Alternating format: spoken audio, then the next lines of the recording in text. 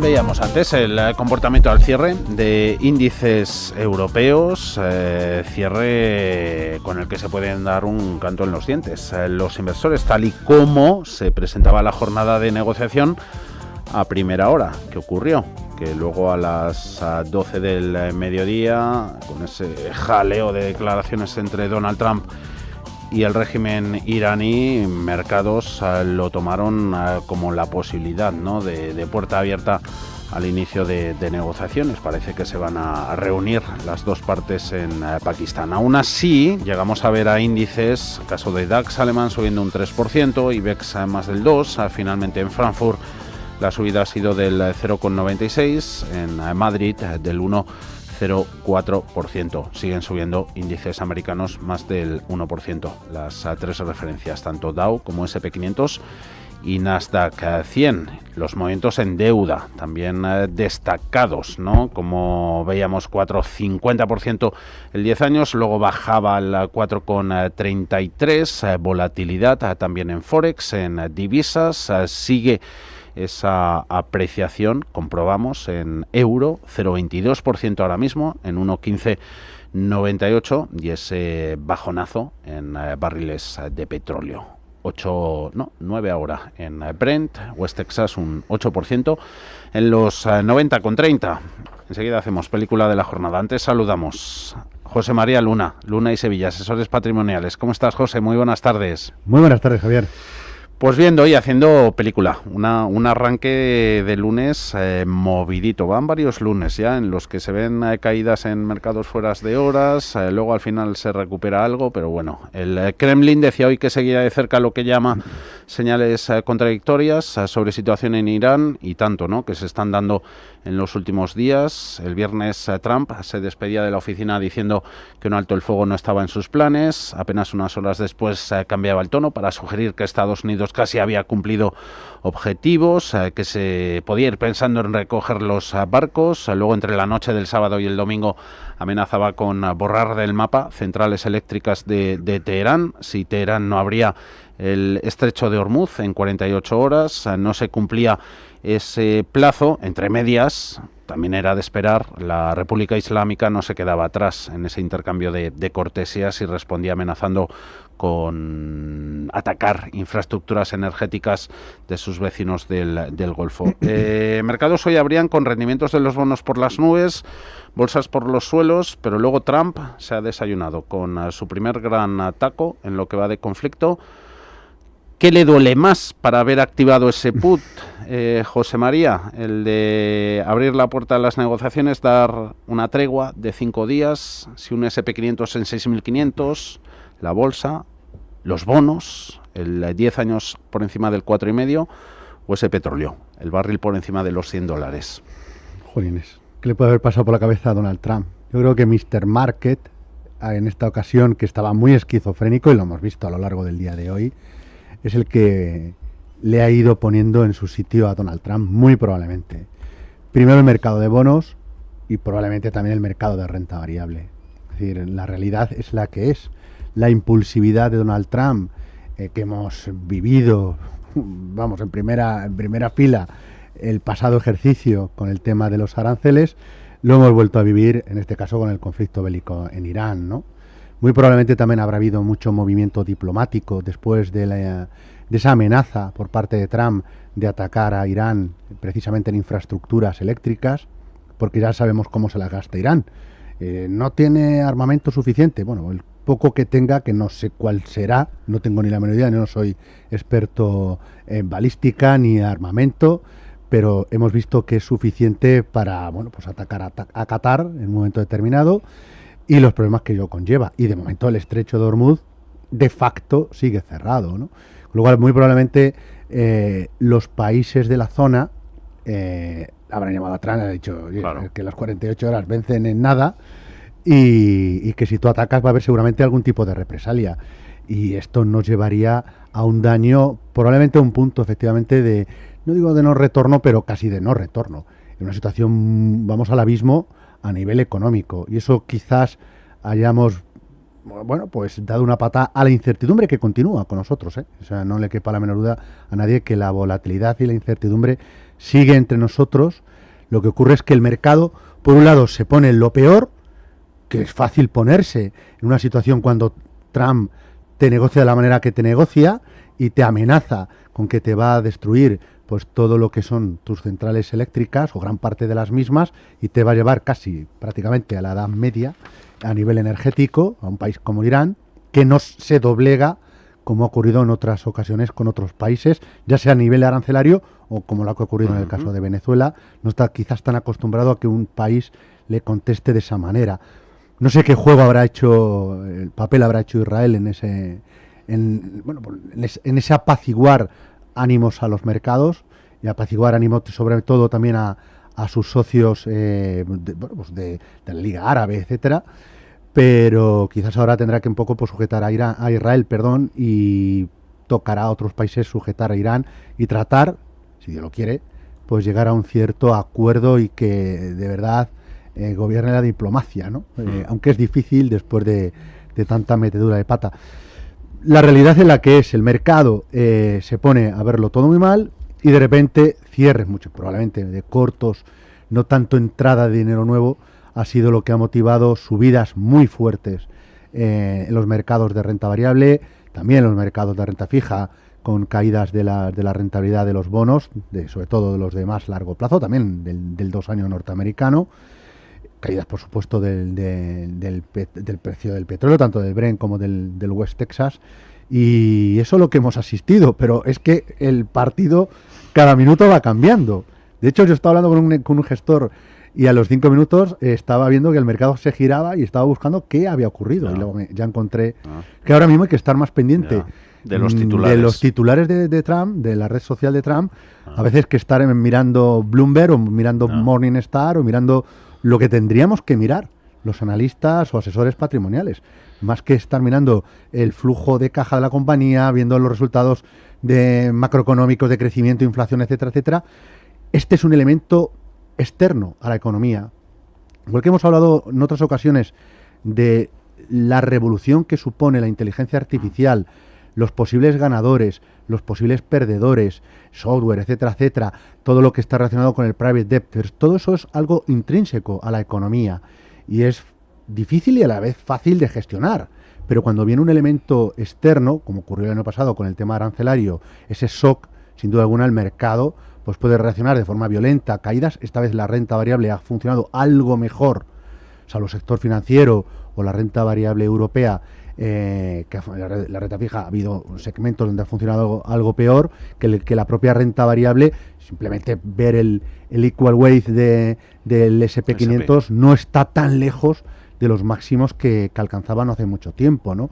¿Que el mercado no se creía que podría ir a peor? Sí, yo creo que el mercado sí que se estaba creyendo que podría irse a peor, pero todavía no lo estaba de todo interiorizando, porque probablemente el mercado, es decir, los inversores, ya se sabe cómo se las gasta en un elemento externo, exógeno, que en cualquier momento se avienen a relajar las tensiones y de repente el mercado te pillas saliendo al sitio donde no querías estar, ¿no? ¿Cómo pilla eso a los banqueros centrales?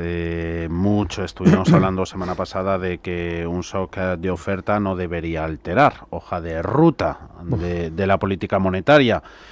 Vimos a Jerome Powell, a la Reserva Federal, Banco Central Europeo, dejar los tipos de interés. En Japón también optaban por no despertar a la bestia, dejando allí sus precios de dinero sin cambios. Banco de Inglaterra, idem. Luego hubo un par, fue Islandia también, entre ellos Australia en las antípodas, quienes sí optaron por subir los tipos de interés. El plano monetaria. Hoy Goldman Sachs ya poniendo en precio en el escenario la posibilidad de subidas de tipos en el BCE, que nos pilla más cerquita en la reunión del Consejo de Gobierno de abril, también en la de junio. Eso también mercados han de tenerlo en cuenta, aunque claro, son expectativas que van cambiando también día tras día.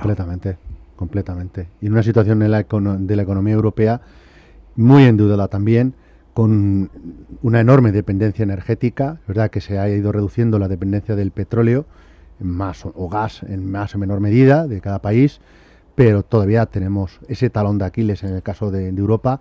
El crecimiento europeo sigue siendo más pírrico que si lo comparamos respecto al crecimiento que tiene la India o China, o no digamos en el caso de Estados Unidos, poniendo cada uno en su contexto de las economías que son, ¿de acuerdo? Y lo que pueden pensar en el mundo, unas economías en vías de desarrollo, otras economías desarrolladas. Pero Europa en su conjunto, los datos son los que son. El conflicto bélico viene en el peor momento, donde la inflación ya costaba ir doblegando, veíamos una cierta desinflación en la parte norteamericana, no se estaba dando la parte con la misma alegría, por así llamarlo de alguna manera. En el caso de Europa, podría tener cierto sentido que el Banco Central Europeo mantuviera ese discurso de que estamos en el sitio adecuado, no queremos mover tipos, y probablemente ahora sea uno de los bancos centrales que esté más cerca de mover tipos, pero en este caso al alza, ¿no? Más que la Reserva Federal. Pero el trabajo de un banquero central o de todas las personas que están dentro del seno de cada una de las instituciones monetarias no es fácil con este tipo de shock, no lo es. Y efectivamente, el shock de oferta puede que no se traslade tanto a la parte de inflación como ocurrió a lo mejor con el conflicto de Ucrania, pero bueno, evidentemente se trasladará en alguna parte en la inflación. Habrá que ver cómo se comporta la demanda. Hay unas economías que tienen unos datos de empleo quizás más robustos que otros y que pueden a lo mejor en un momento determinado asimilarlo. Si no, pues tendremos un problema importante, sin duda alguna. Entonces, no quiero pensar en Europa con un shock de energía, con el Banco Central Europeo a lo mejor teniendo que subir tipo de interés, con la mora que probablemente incrementaría en los bancos que muy probablemente en líneas generales están mejor que la parte de la banca regional norteamericana, pero la mora aumentaría y eso se deja notar. Se ha dejado notar en las cotizaciones de muchas entidades financieras españolas y no españolas, europeas en general, y evidentemente eso, claro, es una variable que tenerla muy, muy presente, ¿no? Por lo cual, no es un trabajo fácil. El de los asesores tampoco. No, y ahí tenéis el para plus vosotros, del valor. el mundo de la comunicación es fantástico días así. Sí. Para nosotros es un sub y baja, una montaña rusa loca. Enseguida escuchamos vía WhatsApp notas de voz de consultas, pero la de Juan nos sirve también de introducción para discurrir sobre el panorama. Me gustaría conocer la opinión de José María Luna sobre la crisis actual, ya que generalmente, dice Juan, tras una corrección, los activos más castigados suelen liderar la recuperación. En el caso de este conflicto actual, ¿qué 2-3 sectores podrían repuntar con más fuerza y qué fondos serían más atractivos comprar hoy, comprar ahora? Dice Juan que es un inversor muy agresivo y que solo invierte en renta variable. Vale, pues Juan, yo le diría que esperara por lo menos esos 5 días para ver que no haya ninguna sorpresa negativa en el camino, ¿de acuerdo? Yo creo que movimientos está habiendo entre Irán y Estados Unidos, a través probablemente de terceros países. Yo creo que aquí, yo no lo sé, pero por mojarme, yo creo que aquí todo el mundo está un poco mintiendo, en el sentido de que me han llamado, otros que yo no he llamado. No sé, yo creo que está habiendo ciertos movimientos diplomáticos de terceros países, que puede ser Egipto, que puede ser Pakistán. Yo creo que hay países que están intentando pues alcanzar un cierto acuerdo entre ambas facciones, ¿no? Ya digo que lo que me preocupa quizás un poco más es el papel que puede jugar Israel en esa situación, porque yo creo que su hoja de ruta es muy distinta a la de Estados Unidos, ¿no? Pero yo me daría un poquito de tiempo para ver el mercado, porque el mercado está muy loco ahora mismo y lo hemos visto en el día de hoy. Es decir, cualquier tuit que cambia un poco el panorama, se acerca, hay más luz, o probabilidad de que se despeje algo, pero mañana se puede otra vez entorpecer, porque alguien de forma, no sé, torpe, o no tan torpe, pues ataque algún sitio muy sensible, civil, no tanto militar, pues estamos en una segunda fase. Yo creo que ya, pues aquí se han atravesado líneas rojas, todavía aún más, y cualquier torpeza la puede pagar el mercado, con lo cual lo que hoy puede haber ciertas oportunidades. Yo que sigo sin ver absolutas gangas en los mercados financieros, es decir, ha habido correcciones, sí, oro ha corregido, sector financiero ha corregido, pero cada uno tiene su explicación. Claro, el sector financiero podría ser interesante, sería interesante si hubiera un entendimiento entre ambas partes, se consiguiera evitar un estancamiento en el crecimiento económico, no hubiera excesivos problemas de inflación, pues probablemente el sector financiero, algunas entidades financieras, sería interesante echarle un vistazo a través de fondos de inversión, muy probablemente. Sean gestoras como puede ser en el caso de Algebris, gestoras como puede ser BlackRock, Fidelity, cada una en su medida, ¿no? Puede ser un sector que le echaría un vistazo después de las correcciones que ha habido, pero se tiene que tranquilizar el mercado. El oro estructuralmente sigue siendo alcista. Que corrija lo que ha corregido después del acumulado es normal, pero también hay una serie de factores que no debemos de obviar. Por un lado, si los tipos de interés reales cada vez son más positivos, eso le hace un flaco favor al por oro. Los rendimientos. Claro, al menos en el corto plazo, esto está claro. Si el dólar se aprecia, es otro elemento que hay que tener en cuenta, no muy a favor del oro. Si hay países que han ido acumulando reservas en este caso divisas, en este caso en el oro, si ven que su fuente de ingresos se merma, y de forma considerable, como ha ocurrido con Qatar y en otros países, es decir, que el estrecho de Hormuz sigue cerrado, no es tan fácil llevar gas licuado en avión o en camiones. Es decir, la realidad es la que es. Ya quisiéramos todos tener otra situación real, pero es que es la que es, con lo cual la fuente de ingresos pues se reduciría y entonces es lógico que hagan caja a través del oro, con lo cual oro, mineras de oro, pues podría ser un sitio donde también se podría mirar. Pero yo en este momento, igual que llamo a la calma a la hora de tocar el botoncito de vender y me voy, salvo que esté muy nervioso o sea muy cortoplacista o no esté en mi perfil de riesgo, lo mismo diría calma, prudencia a la hora del comprar. Esperemos un poquito. Que tenemos que ver qué dibujo se va quedando. ¿Hay oportunidades? Sí. Gangas, no. Paciencia como activo. No perdemos de vista titulares del mercado y sigue precios del crudo cayendo 8% ante esas conversaciones Estados Unidos-Irán para resolver hostilidades. Un Trump que ha aplazado esa amenaza de bombardear la red eléctrica iraní. Teherán un poquito negando esas conversaciones. Tenemos operaciones corporativas. Gillette está a punto de comprar biotecnológica Auromedicines por 2.000 millones de euros, y la presidenta de Google diciendo que Estados Unidos necesita más desarrollo energético para impulsar la inteligencia artificial. Consulta, esta ya de producto en concreto, la tenemos en un audio, en nuestro WhatsApp. Escuchamos. Hola, buenas tardes. A ver si le gustan los fondos MG European Strategy Value y el Brandes European Value. Son compatibles para meterlos los dos en una cartera. Y luego a ver qué me podría decir del Evely Short Corporate Bond clase A, que tiene menos un 4,8%, y el B tiene un menos 0,80%. ¿Por qué esa diferencia? Gracias. Nos dejamos el producto de deuda para después, que luego los englobamos. Antes, Europa y sus bolsas. Vale.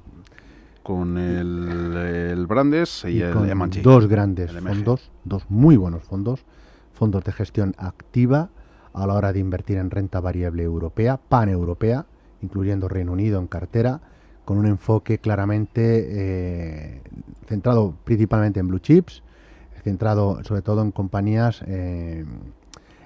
con ese estilo de gestión más value en ambos casos. El caso de M&G tiene un poco más de peso dentro del que es el sector financiero que en el caso de Brandes. Ambos productos históricamente lo han hecho muy bien. El ejercicio animaba, igual que el año pasado fue más, en el caso de Europa, más value que growth, y en el caso de Estados Unidos fue más growth que value. Empezaba a haber una cierta rotación en el caso de Europa, ya no solo hacia las empresas de mediana y pequeña capitalización, sobre todo en sesgo value, y en el caso de las grandes se estaba animando sobre todo también en fondos con cierto sesgo más, llamémosle, que combine un mixto entre el growth y el value. Es decir, ya había algunos productos que lo estaban haciendo algo mejor, precisamente porque el sector financiero ya venía un poco tocado, pero más que tocado era por el tema de las valoraciones que nos encontrábamos en el sector financiero. Es decir, empezaba a haber cierta rotación hacia otros sectores, y en eso los podemos encontrar en otros fondos de inversión, ya digo, o de menor tamaño en cuanto a capitalización bursátil, o fondos de inversión. Por ejemplo, un producto que nos gusta mucho es el fondo de la gestora Goldman Sachs, el Euro Core Equity, que aquí lo hemos traído además en la pizarra, ¿no? Y algunos, y ya digo, y otros fondos también de ese sesgo. ¿Ambos fondos me gustan? Sí, pero con una mirada más de largo plazo. En el corto, Europa, si no se resuelve este problema, probablemente Europa va a seguir tocada, no digo hundida, pero tocada. El esfuerzo que vamos a tener que hacer los europeos en gasto público es tremendo. Los tipos de interés, no solo los de referencia por el Banco Central Europeo, o en el Banco de Inglaterra, etcétera, sino que los de mercado también van a jugar negativamente en cuanto al crecimiento económico. Y luego el peso de compañías financieras se va a notar negativamente en ambos muy buenos fondos de inversión. Con una visión de largo plazo, me gustan, pero en el corto probablemente pudieran seguir sufriendo en relativo con otras ideas de inversión, ya sean en Europa o fuera de Europa. Es decir, que si el conflicto, vamos a llamar, para hacer una escenografía de lo que puede ocurrir. Movimientos yo-yo, ¿de acuerdo? ¿Qué movimiento yo-yo? Que sube, que baja, lateralidad. Que parece que se arregla, que se estropea, que se arregla, que se estropea. Bueno, pues Europa, habrá movimientos como los que hemos visto hoy, amanece con corrección, luego parece que se suben en torno a un 1 y pico %. Las perspectivas no son malas, pero Europa se puede quedar algo más estancada en cuanto a rentabilidad de aquí a los próximos meses en relativo con mercados de Asia y sobre todo con el caso de Estados Unidos. Que el mercado, volvemos a una espiral ya no solo de dialéctica, sino sobre todo a nivel armamentística, bueno, pues atacando, ya digo, pues infraestructuras energéticas. Habrá que tener muy poco peso en renta variable, probablemente, durante un cierto tiempo. Habrá que buscar realmente qué activos refugio son los que funcionan. Y ya lo hemos visto. No ha sido el oro, ha sido el dólar, ha sido la liquidez, a determinados fondos de retorno absoluto. Es decir, habrá que buscar una cartera mucho más defensiva.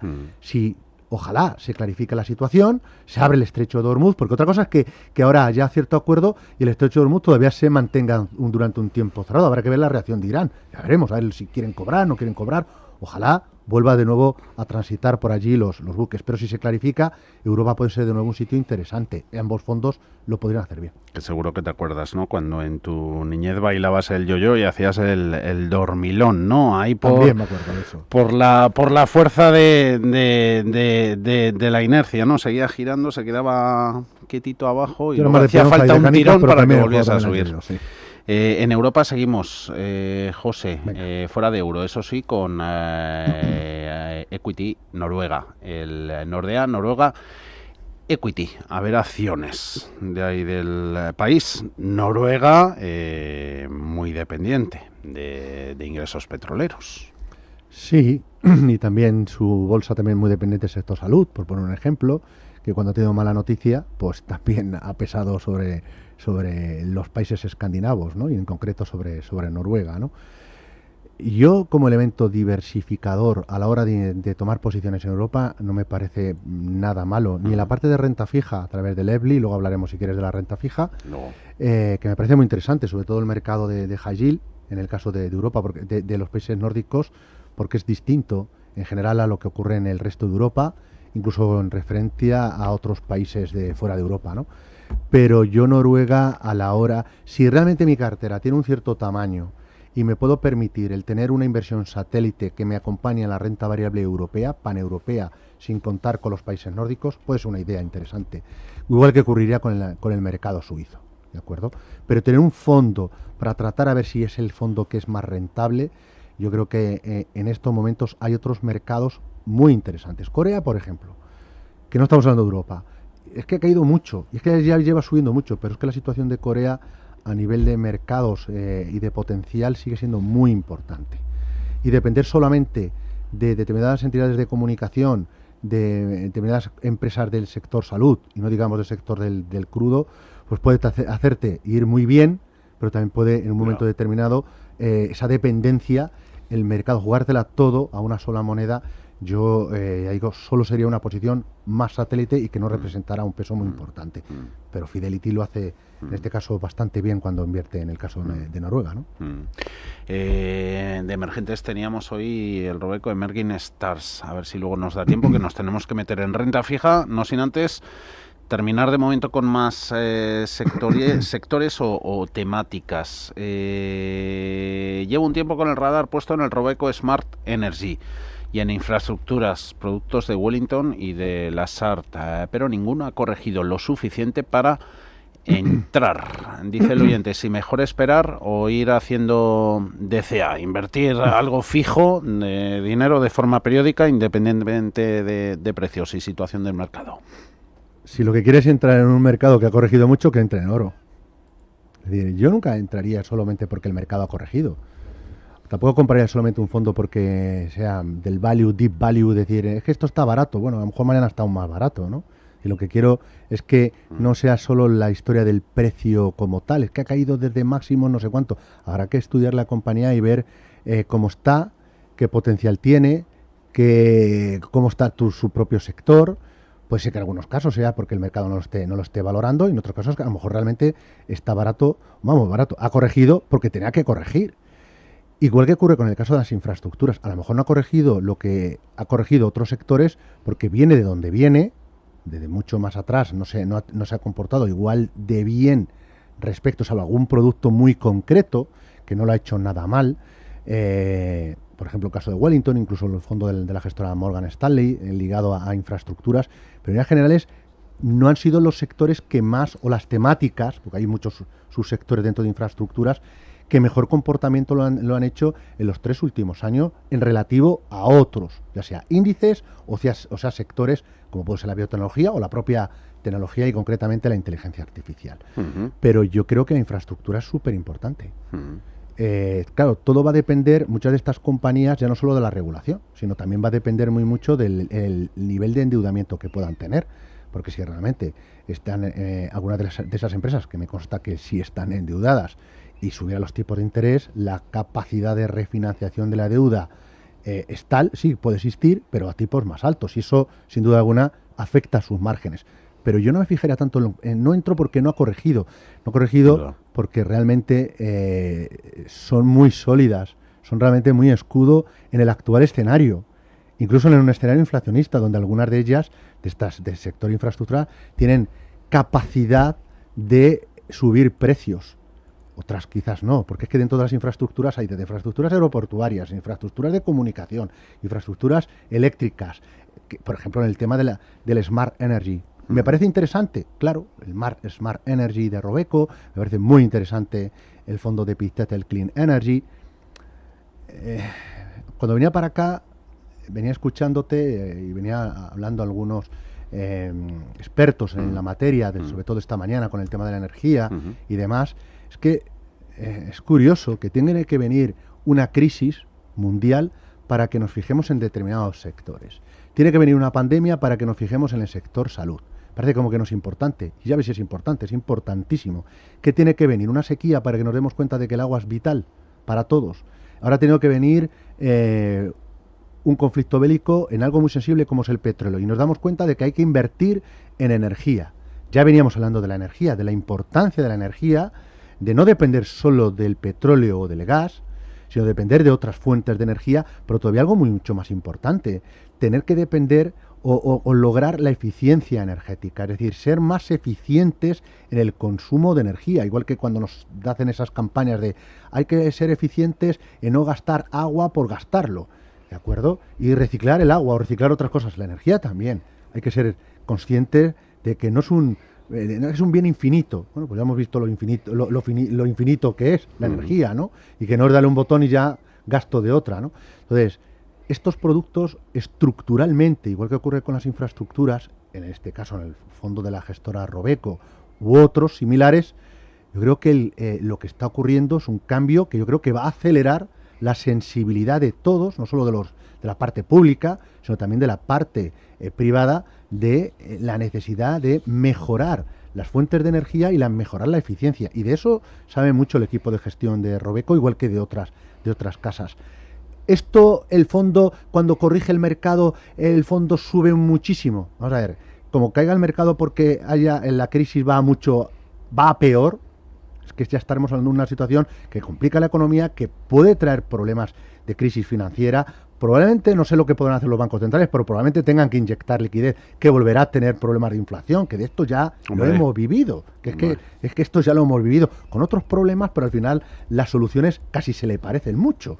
Entonces, hay que mirar desde en cuanto al tema de datos y de la narrativa, son estrategias que a mí me gustan. Igual que lo de los países nórdicos, lo diría más satélite, yo creo que esto es más estructural, más core en una cartera, asumiendo la propia volatilidad. Obviamente no es apto para todo el mundo, pero son ideas muy interesantes. Que parece que ya lo extraordinario es cada vez más ordinario, también esas respuestas en el plano monetario. Renta fija, teníamos el EBLI, también otro oyente que nos preguntaba por este producto. Escuchamos. Muy buenas para el consultorio de fondos. ¿Qué opinión le merece al analista? ¿Habría en este momento que salirse de Japón, Asia y de las small caps? Y por otra parte tengo el EBLI Short Corporate Bond y también se está afectando, no sé si por la prevista subida de tipos.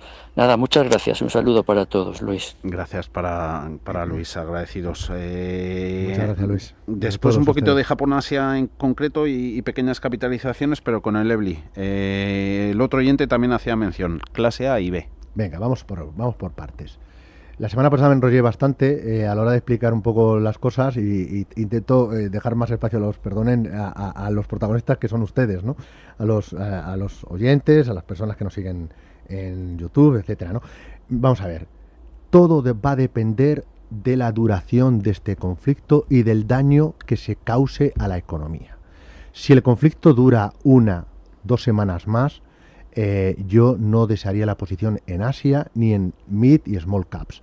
¿Han sufrido mucho? Sí, pero tienen capacidad de recuperación muchas de estas compañías, siempre y cuando no se haya deteriorado, insisto, el crecimiento económico y no afecte a los resultados de las compañías.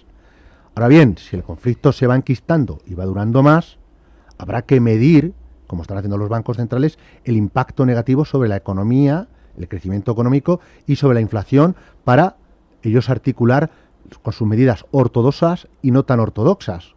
Comprar deuda, inyectar liquidez, etcétera, etcétera, o subir tipos, o lo que cada uno de estos bancos centrales vaya determinando. Nosotros tendremos también que reajustar las carteras en ese sentido.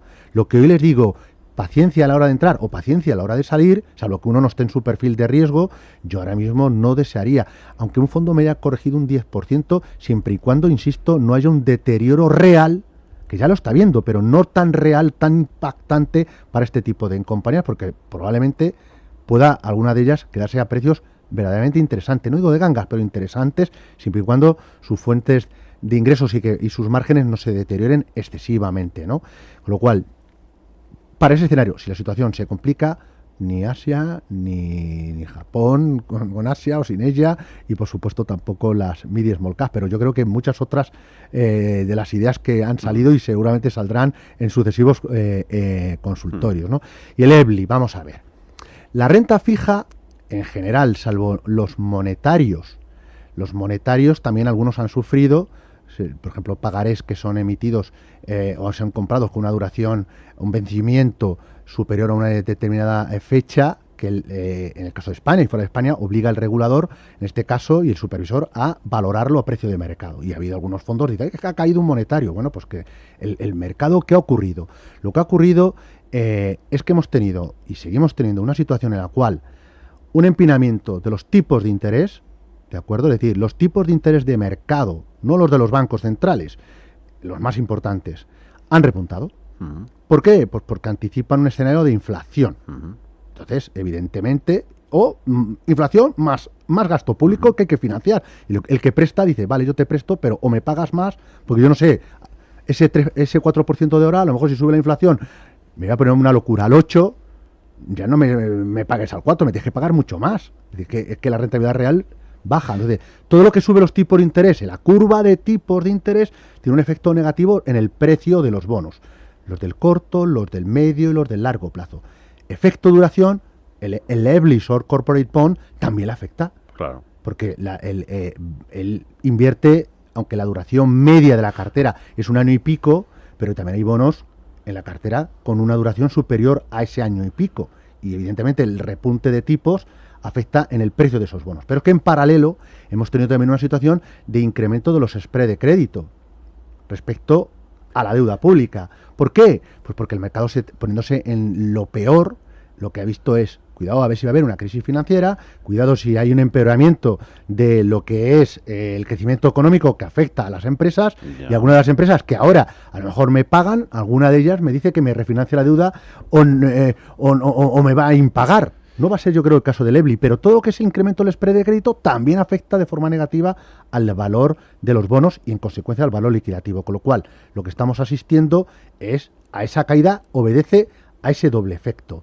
Y luego la diferencia entre la I B principalmente son las comisiones, de uno u otro. El riesgo duración, muy comentado. Y el riesgo emisor, 103 puntos básicos, estaba hoy la prima de riesgo italiana. En situaciones de tensión, de incertidumbre como la actual, esta era una pregunta que me he acordado justo cuando hablabas de mercado ahora de bonos. La semana pasada, o de hace dos, un oyente que lo tiraba por la deuda precisamente italiana. ¿Hay que ser más selectivo también en cuanto a emisor?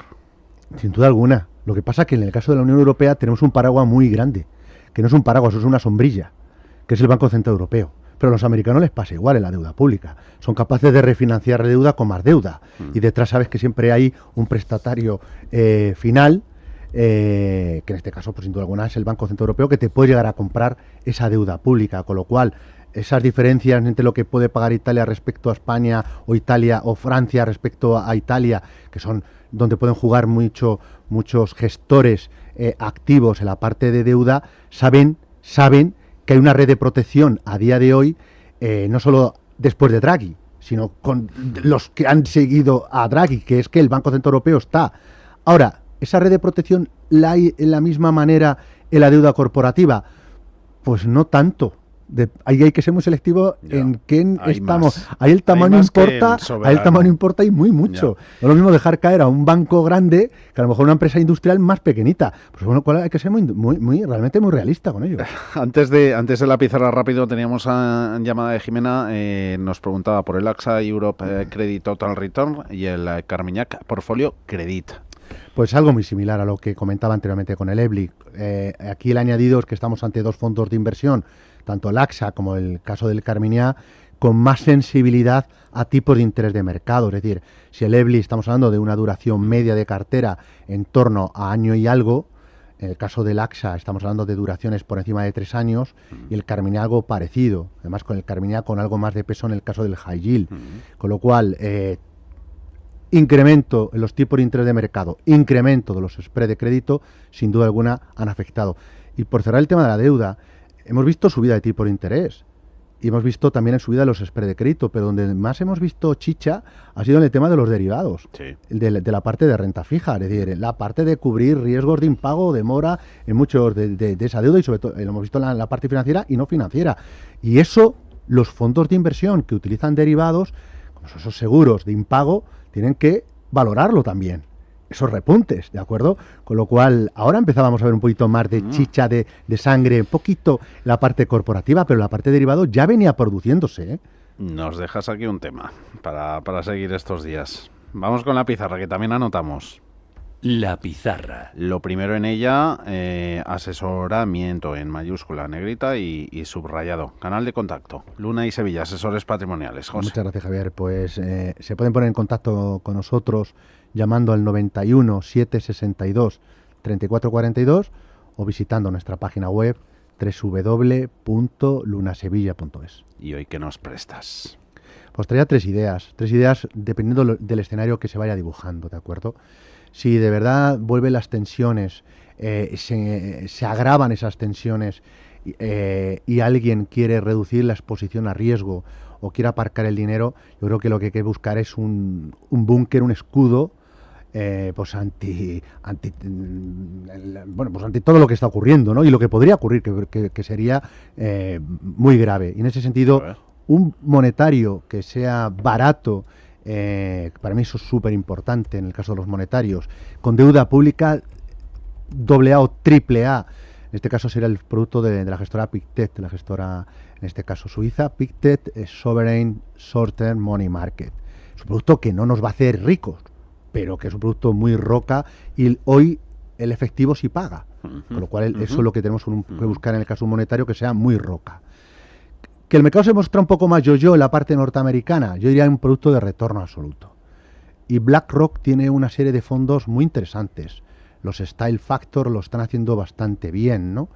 Y el producto de BlackRock, el que Systematic, ¿no? Sí, un Systematic en la parte americana, el US Absolute Return, pues es una idea interesante. Lo que hace es, el fondo es un market neutral, beta en torno a 0 respecto al SP500, se pone corto, vendido mayoritariamente en futuro sobre el SP500 y largo o comprado en determinadas compañías o sectores donde cree que puede haber cierto valor. El fondo tiene una volatilidad, no es de los fondos menos volátiles dentro de la categoría de retorno absoluto, pero en un escenario, llamémosle yo-yo, como decíamos anteriormente, pues puede funcionar, ¿de acuerdo? Y si Dios quiera que la situación de verdad se clarifica, que se arregla, yo seguiría viendo la innovación, sin duda alguna, como combinaría lo que es la tecnología con sector industrial, con el sector incluso sanidad, el sector financiero todavía, aunque haya oportunidades, pero más en Europa que quizás en Estados Unidos.